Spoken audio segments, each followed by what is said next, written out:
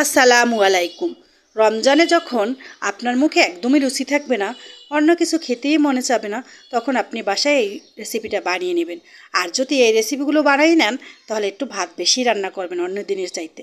এখানে আমি দেখেন একটা কড়াইতে তেল দিয়ে দিয়েছি। তেল দেওয়ার পরে এখন আমি দিয়ে দিলাম একটা মিডিয়াম সাইজের আলু কুচি।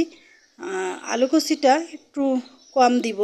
এখানে আমি কমই রান্না করব, যেহেতু রমজানের দিন বেশি তরকারি রান্না করার প্রয়োজন হয় না।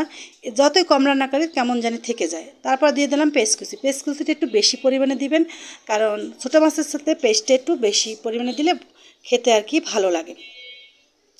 পেস্ট কুচিটা দিয়ে এখন আমি অন্যান্য মশলাগুলো দিব। যা বলতে চেয়েছিলাম যে ভাতটা একটু বেশি রান্না করবেন, এখানে আমি এবার দিয়ে দিলাম রসুন আর আদা বাটা, তাও সামান্যই দিলাম। এই যে দেখেন, এখন আমি অন্যান্য মশলাগুলো দিয়ে দিলাম। দিয়ে দিব লবণ স্বাদ মতো, আর দিয়ে দেব হলুদের গুঁড়া, তারপর দিয়ে দেব মরিচের গুঁড়া। হলুদ মরিচের গুঁড়া দিয়ে দিলাম। দিয়ে মনে হলো যে আরও একটু প্রয়োজন হবে, এই জন্য আবার একটু একটু করে দিয়ে দিলাম। দিয়ে দেওয়ার পরে এখন আমি অন্যান্য জিনিসগুলো দিব। যেমন ধরেন এখানে দিব কাঁচামরিচের ফালি, যেহেতু রমজানের দিনে ঝালটা একটু কিন্তু বেশি পরিমাণে দিতে হবে। দিয়ে এখন ভালো করে মেখে নেব চটকে। এটা মাখার উপরে আপনার স্বাদটা আসবে, যত ভালোভাবে মাখবেন তত স্বাদটা ভালো আসবে। এই যে দেখেন, এখানে আমি কষলি মেখে নিচ্ছি আর কি।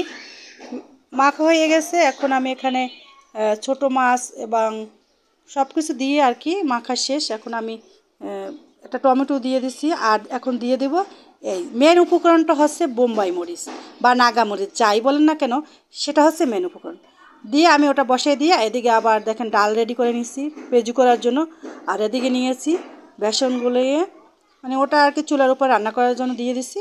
আর এই যে দেখেন, এই পর্যায়ে আপনাদের একটু দেখাই দিচ্ছি। এখন আমি একটু নেড়ে দিব।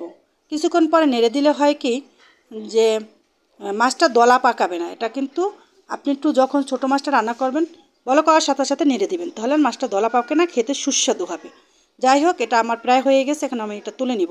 তুলে নিয়ে আমি অন্য একটা উপকরণ রান্না করব আর কি, আপনাদের সাথে শেয়ার করব। এই যে ওটার জন্য আর কি মশলা রেডি করে নিচ্ছি। মশলাটা যখন পেস্টটা হয়ে গেছে, এখন আমি গুঁড়ো মশলাগুলো দিয়ে দিলাম।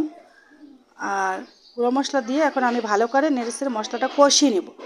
সম্পূর্ণ ভিডিওটা দেওয়া যায় না, কারণ রমজানের দিন ভিডিও বড় হয়ে যায়, আর ভিডিও বড় হলে দেখতেছে না। এই যে দিয়ে দিলাম মুসুরি ডাল। আমি আজকে মুসুরি ডালটা একটু ভুনা করে নিব, মাখো মাখো করে নিব।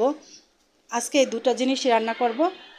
আর এই দুটো জিনিস খেতে এত দারুণ হয়েছিল, আপনাদের আর কী বলবো, না খেলে বুঝতেই পারবে না যে এত মজা হয়েছিল। আর ওই যে বললাম ভাতটা একটু বেশি রান্না করবেন, আমরা খাওয়ার পরে আমি ভিডিওটা ভয়েস দিয়েছি, এর জন্য আপনাদের বলেছি। এই যে দেখেন, এখানে হয়ে গেছে। এখানেও একটু বোম্বাই মরিচ দিয়ে দিলাম। এই যে ডালটা প্রায় কিন্তু হয়েই গেছে। এখন আমি বিদায় নিলাম। আল্লাহ হাফেজ।